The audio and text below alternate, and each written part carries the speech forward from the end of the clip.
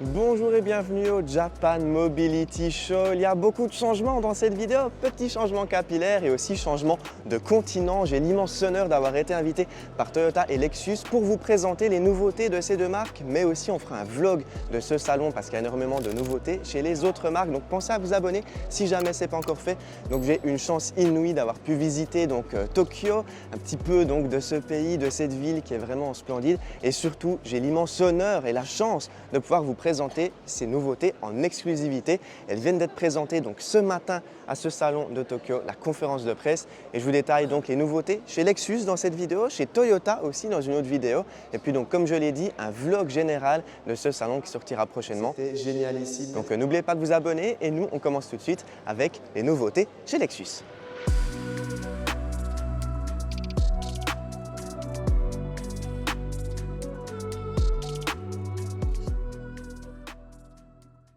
Et puis on va présenter tout de suite la marque Lexus qui présente non pas un ni même deux, mais trois nouveaux modèles. Et oui, c'est encore des concepts, mais ce sont les flagships de la marque. Et vous savez quoi? Quand une marque présente un ou des flagships, ça veut dire que c'est la stratégie pour le futur.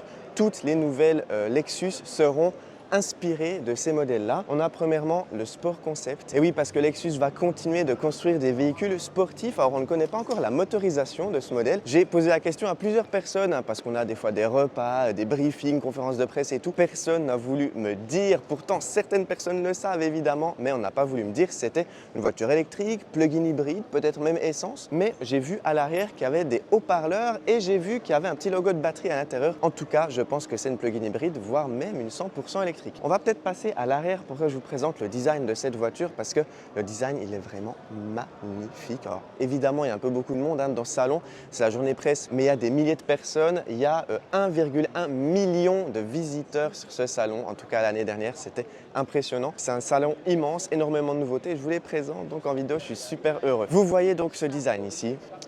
Magnifique. Voilà, j'ai pas les mots en fait, il est vraiment magnifique. On a le logo Lexus illuminé à l'arrière, le spoiler et vous voyez dans le spoiler, on a des sortes de haut-parleurs, je pense. Et avant, quand il y avait une petite présentation, il y avait des bruits artificiels ici, des faux bruits de moteur, très bien imités d'ailleurs. Un beau petit son de V8, je pense. Et aussi une fausse boîte de vitesse, apparemment. Peut-être une vraie, je ne sais pas, c'est un plug-in hybride.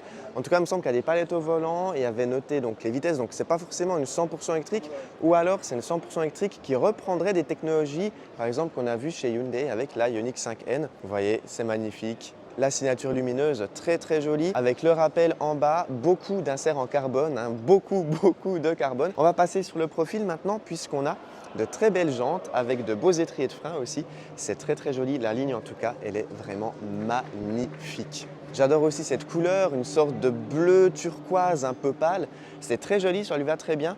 Des sorties d'air, entrée d'air, etc. Une voiture évidemment très aérodynamique.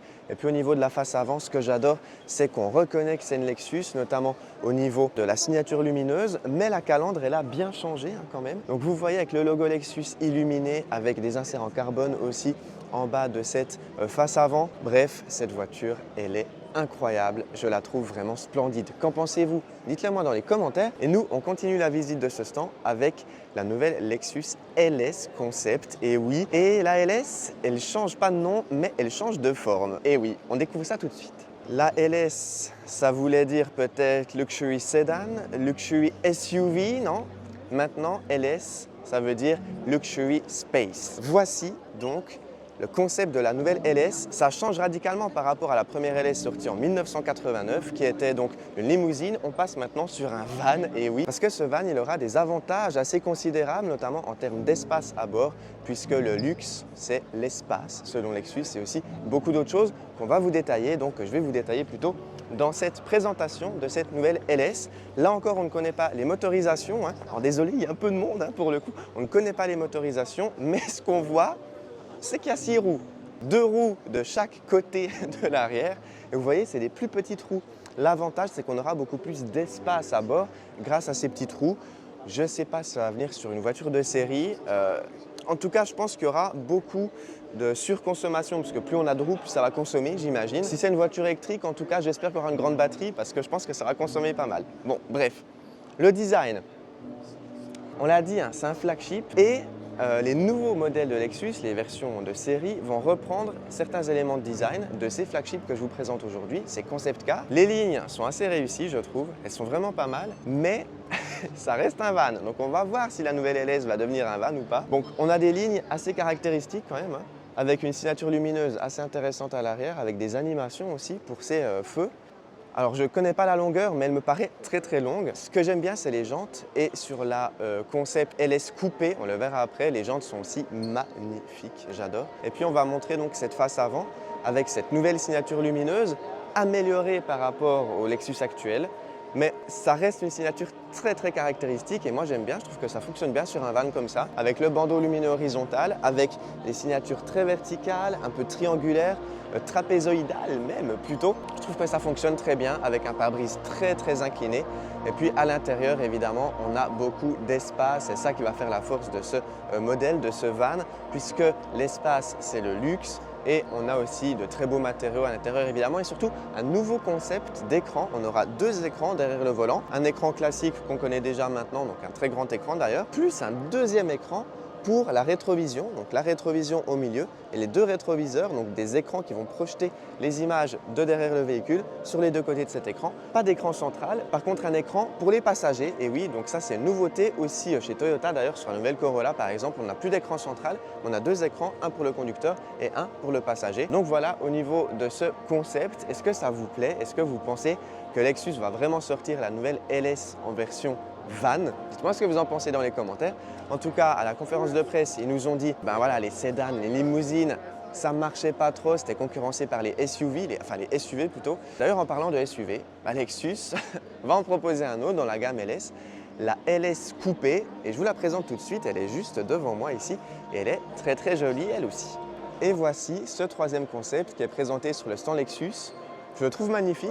Alors c'est pas mon préféré, parce que mon préféré c'était quand même le premier que je vous ai présenté. Voilà donc à quoi va ressembler le prochain SUV coupé de la marque japonaise, la marque premium japonaise. Et oui, et je me réjouis déjà de voir la version de série parce que je la trouve vraiment magnifique. Je suis désolé, il y a beaucoup de bruit évidemment dans le salon. Au niveau de la face avant, on reprend donc cette signature très caractéristique, moi j'adore.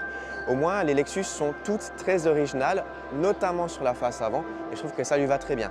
J'adore le travail effectué au niveau des jantes, des très belles jantes aérodynamiques, mais aussi très stylées, moi j'adore. Et d'ailleurs on voit un peu à travers, ça j'aime bien aussi. Les rétroviseurs, toujours des rétroviseurs digitaux avec le même concept à l'intérieur.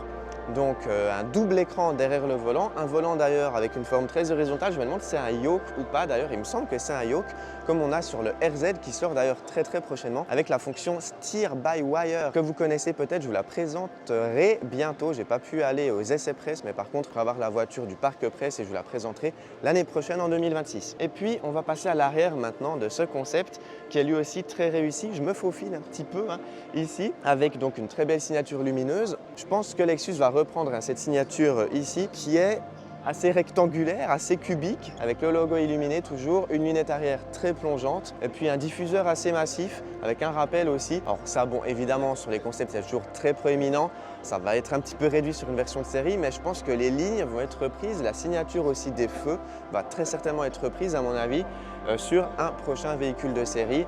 Donc je trouve que c'est un concept très réussi. Or malheureusement pour ces trois concepts on n'a aucune données techniques, on ne sait pas les motorisations, on ne sait pas les potentiels batteries, les potentiels moteurs, etc.